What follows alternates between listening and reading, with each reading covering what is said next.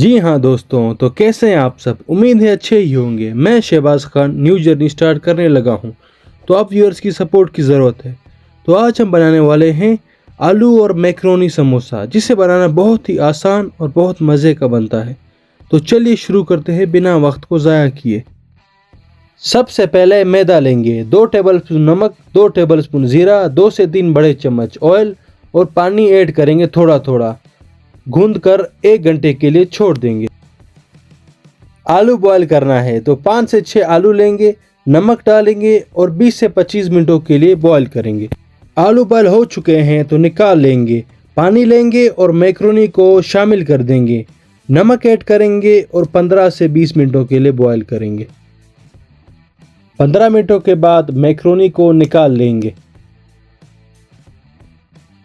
तो अभी व्यूअर्स हमें खुशबूदार मसाला तैयार करना है। तो पैन में ऑयल लेंगे, खुश्क धनिया, चिली फ्लेक्स, हल्दी, काली मिर्च, ज़ीरा, नमक और मेथी शामिल करके लो हीट पे पकाएंगे मसालों को।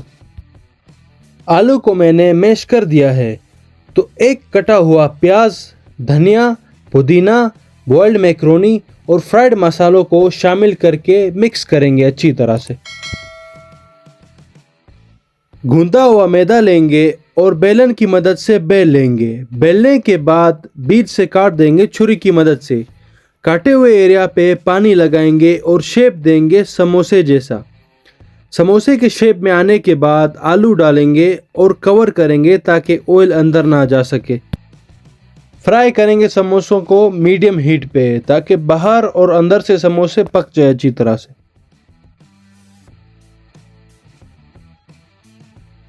फ्राई होने के बाद समोसों को प्लेट में निकाल लेंगे। तो देखिए दोस्तों कितने मज़ेदार लग रहे हैं समोसे।